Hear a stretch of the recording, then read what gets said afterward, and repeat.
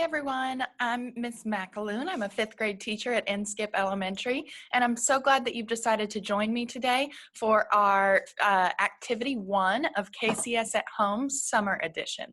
So today we're going to be reading about, talking about, and writing about a really wonderful text. You may have seen me before on the KCS at Home Spring videos.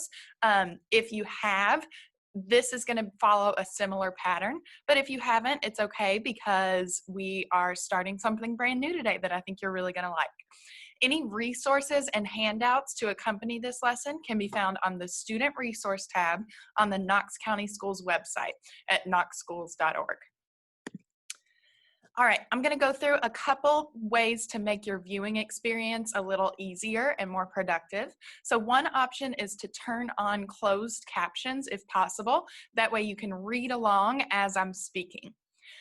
Secondly, you can adjust the playback speed to slow down the video so that you can have more time to process.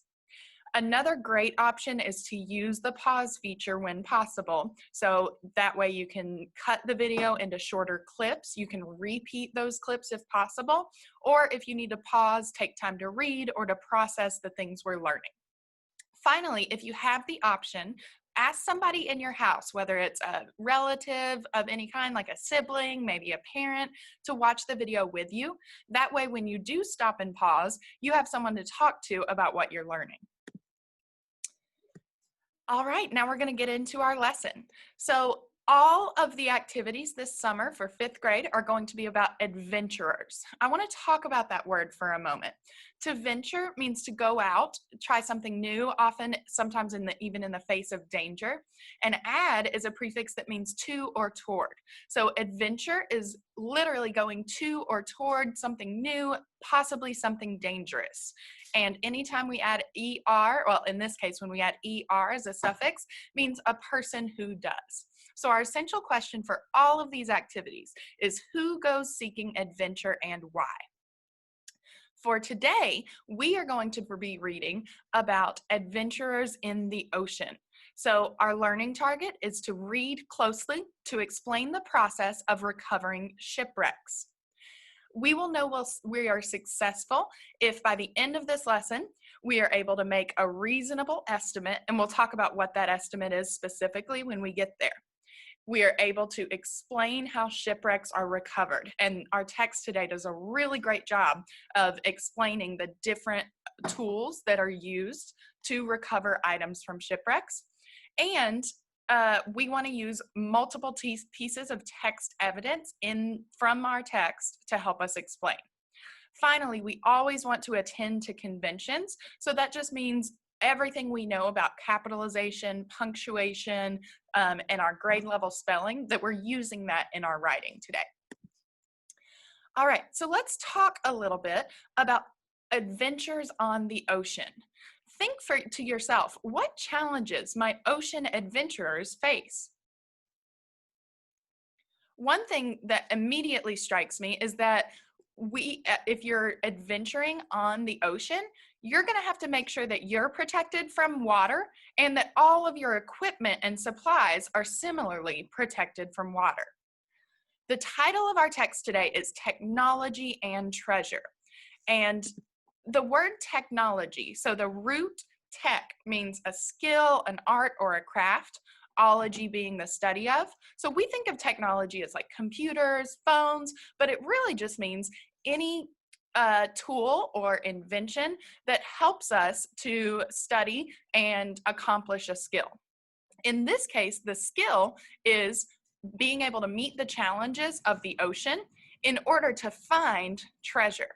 Now, immediately when I think of shipwrecks and treasure, I think of like gold coins and precious gems, and there definitely is some of that in our text, but I think you'll also find that there are other types of treasure that you may not think about initially when recovering items from a shipwreck. The question I would like for you to keep in mind is, what does it take to find and uncover underwater shipwrecks?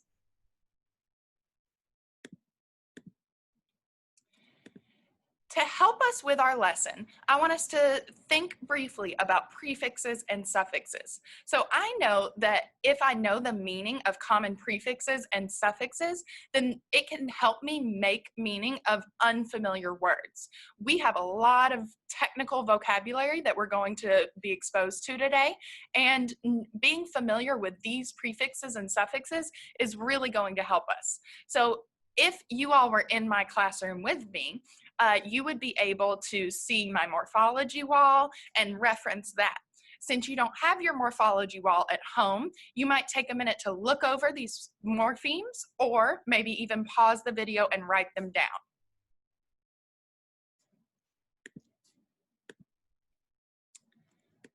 All right, let's look at our text overall. Anytime I'm starting a new text, I want to make sure that I'm attending to the text feature the author has included. And there's lots of great text features in our text today.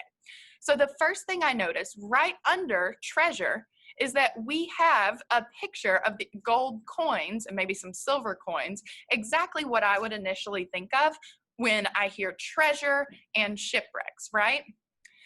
I also see some evidence of technology here. So it looks like there's a tank that this diver is using in order to breathe.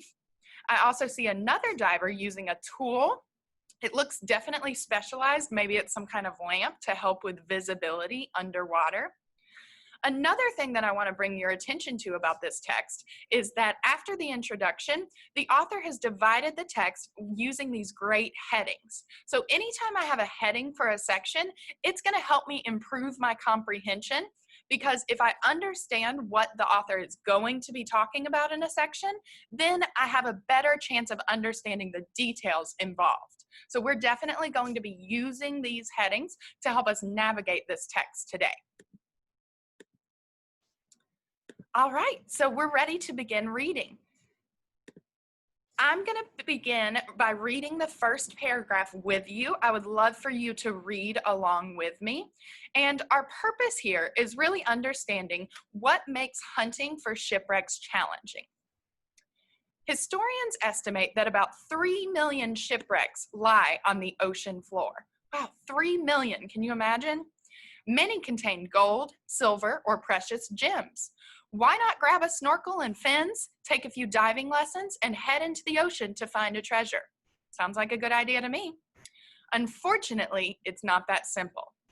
Famous treasure hunter Mel Fisher and his crew spent 16 years searching for the wreck of the 17th century Spanish ship Atocha. I love that we have that phonetic spelling there, so I'm pronouncing this Spanish word correctly, before locating it in 1985. Imagine 16 years just looking for the ship. We have some information about the ship here, that it's from the 17th century. I know when discussing 17th century, we're really talking about the 1600s. So I'm thinking back to the historical context that I have. And in the 1600s, especially in fourth grade, we learned, if you think back, that there was a lot of adventuring going on then. So this, in North America, there were westward explorers during westward expansion, like Lewis and Clark. And in Central and South America, there were Spanish explorers. You might have heard of conquistadors. So I wonder if the Atocha was part of that adventuring itself and now is becoming a source for modern adventurers. That might be something interesting for you to research after we finish our lesson. All right, so we know that finding treasure in shipwrecks is a lot more complicated than we might have initially guessed. Now we're going to get an introduction to this next paragraph really sets up the rest of the text for us. I'd like for you to read this paragraph, starting with high-tech electronic, by yourself, and then we'll discuss some of the information.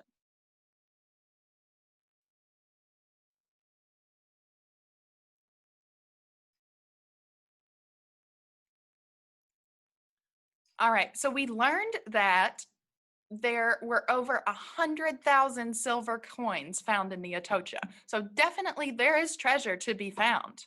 A couple things I want to point out: that equipment is just anything that's used, physical resources, in order to solve a problem or accomplish a task. High-tech electronic is just using electronics, using the technology, there's that root there, that's available in order to make this job, like the text says, a lot easier than it once was. All right, so I've divided the rest of our text into two pieces. If we think about what we've already learned about Mel Fisher, the wreck took 16 years for him and his crew to find. So the first part of underwater exploring to find shipwrecks is just accessing or getting to the wreck. We're going to read this first paragraph together. As we're thinking through some of the technical terms, I want you to remember the prefixes and the suffixes that we looked at before we got into the text, and that's going to help us make meaning of difficult words. Find the wreck. So this section is going to be about getting to and locating the wreck. Sonar devices towed behind ships send out sound waves which bounce off the ocean floor and back to the ship. A computer creates a three-dimensional map that can be used to locate hidden wrecks. So I was confused about sonar devices. I wasn't exactly sure what that was, but the text really helped us out. Sonar devices are sending out sound waves which bounce off and back to the ship. Those sound waves and the data from them are used to create a 3D map, like a map with depth, not just flat, that can be used to find these wrecks. Even ships completely covered by sand can be detected. So by really relying on depth and the map of the ocean floor, explorers can identify the location of a shipwreck even when it's not seen because it's covered up. The next section, getting to the wreck, so once you know where it is, you have to physically get there, is going to tell us two different ways to explore wreckage sites. I'd like for you to read this section on your own, and then we'll talk about some of the vocabulary, and we'll talk about those two ways to access the wreck.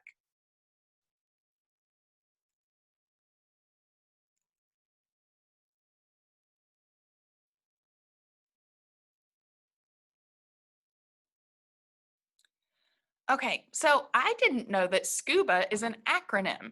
Self-contained, meaning personal or to yourself, underwater breathing apparatus. And an apparatus is just like a tool.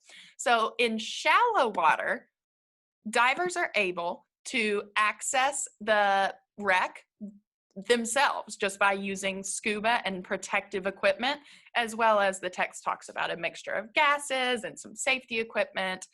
In deep water, however, researchers are need to use robotic devices. The text says that specifically they're using remotely operated vehicles. So like if you think about a remote operated truck or car or plane, similar to that, except these devices can survive underwater.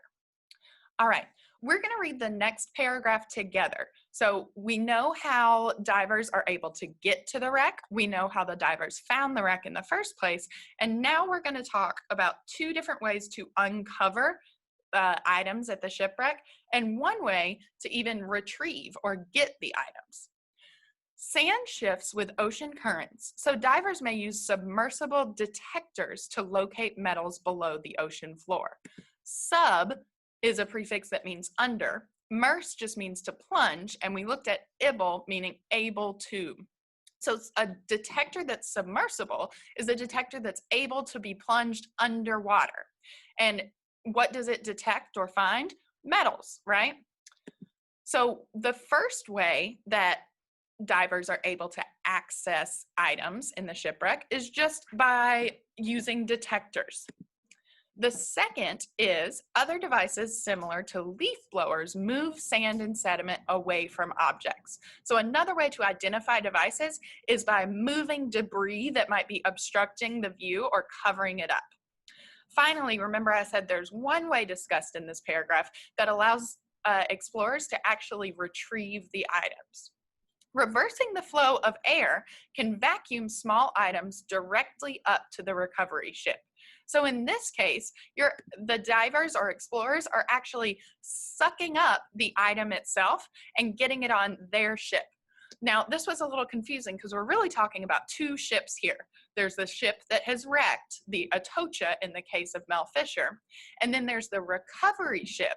Recover means to get something back. So the recovery ship is where these modern treasure hunters are on. They're using it to travel and access the shipwreck.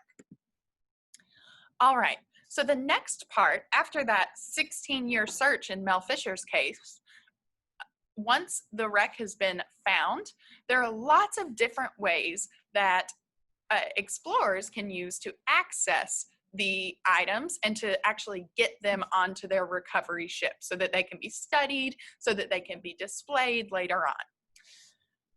The first paragraph I want you to read on your own, and I want you to think about why would mapping with photographs, why would mapping the site of the shipwreck be an important step for these explorers?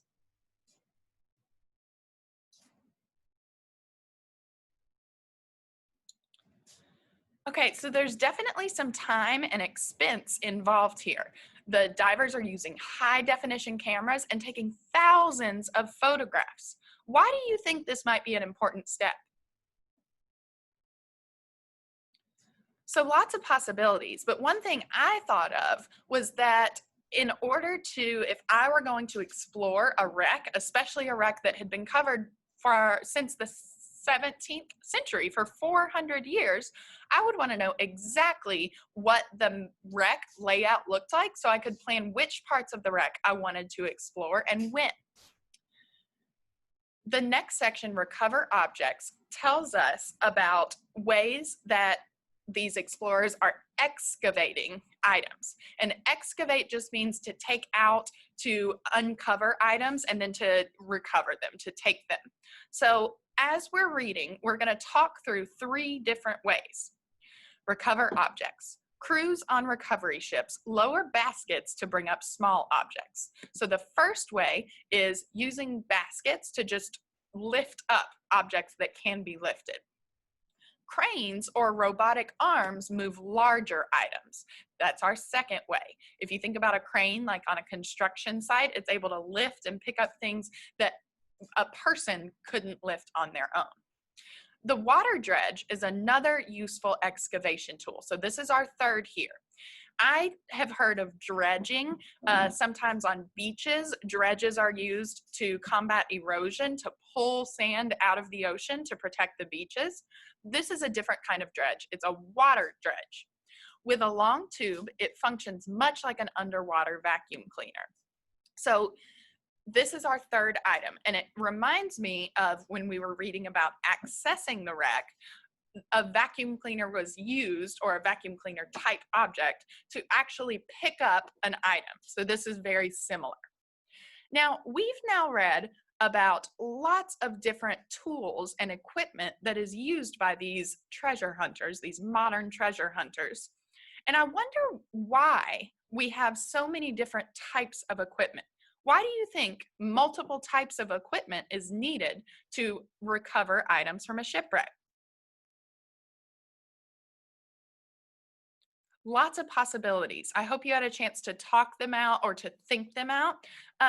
But really, it seems like because there's so much involved and so many items in the shipwreck, it seems like these scientists and these engineers have had to create different specialized tools for different types of artifacts.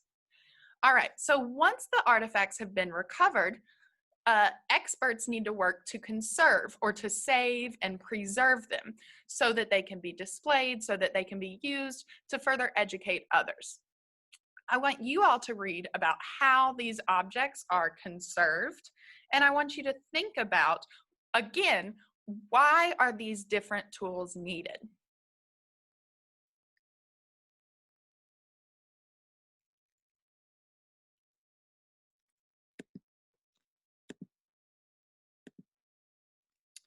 Okay, so Obviously, like in the case of the Atocha, these items have been underwater for 400 years, for centuries. I know that seawater or ocean water is not just pure H2O, right? There's a lot of salt in it and other minerals from the ocean. So in order to bring these items in a way back to life, to bring them back to their original state, the author mentions two different types of tools, dental picks and air-powered chisels. Again, we have an example of different tools being used for different types of artifacts. If you think about a dental pick as like a metal thing like the dentist uses to check your teeth and make sure there are no cavities, and then an air-powered chisel as a type of device used to break away items but using only air. What kind of artifact would you want to maybe clean with a dental pick versus cleaning with an air-powered chisel? So I'm thinking that if something is really delicate, you might want to start by using air because air would be more gentle. And for things that are really elaborate or intricate, you might want to use a dental pick because it's so fine and allows you to really detail. All right, the last paragraph is really interesting because the author poses a question to us. Is it worth it? All this time, the 16 years Mel Fisher spent, and all the money and the work that's involved, is it worth the reward? I want you all to read this paragraph and think to yourself, what do you think? Is it worth it?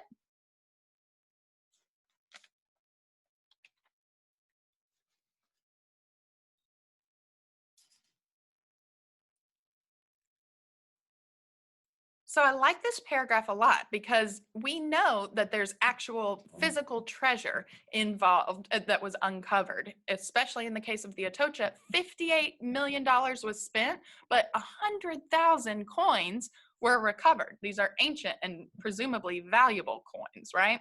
The text says that the shipwrecks hold valuable treasures, but doesn't stop there. The author also says that for marine treasure hunters, meaning treasure hunters involved in ocean recovery, the shipwrecks provide a fascinating window into the past. So anytime I see figurative language like that, I know that even though there might have been a window on the ship, we're not talking about looking through the windows on the shipwreck. We're talking about using the shipwreck itself as a window into the past. So if I think about the purpose and the function of windows, windows are something that you look through, you look out of to see, right? And in this case, we're seeing through the shipwreck the past. So in the case of the Atocha, like I mentioned before, it's possible that this was a ship that was bound for exploration, that was bound for adventuring.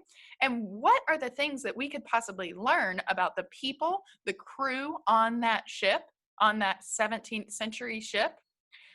The shipwreck could provide us with a lot of information about those people's lives and their work and their accomplishments.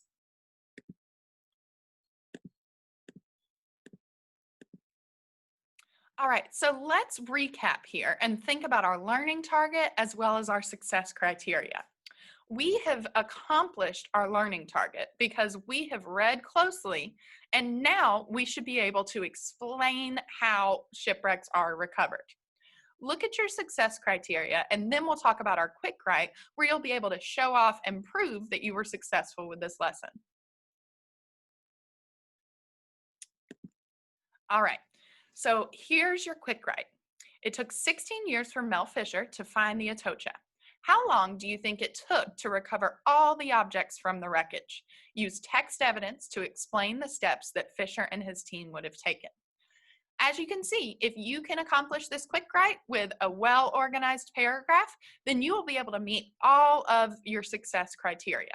So how long you think it took for this second section for the recovering the items, it doesn't really matter what your specific opinion is, as long as it's reasonable and as long as you can back it with text evidence. So based on the time that I know it took Mel Fisher and his team to even locate and find the wreck, and based on all the details that we read, all the different tools, all the different steps it takes for shipwrecks to be recovered and for items to be recovered, it's definitely going to take more than, a day would not be a reasonable estimate.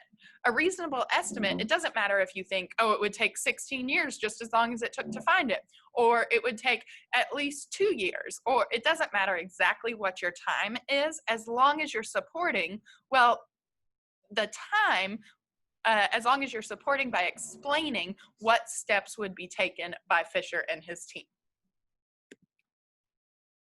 All right, so remember that in all of our summer activities, we're going to be thinking about who goes seeking adventure and why.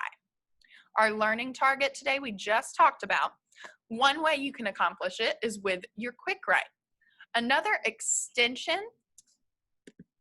is to write an opinion essay, which is going to look more than just an organized paragraph, more like an essay, a process piece that you would do in your classroom. So I'll give you a moment to read through the extension prompt, and you can be thinking about your opinion.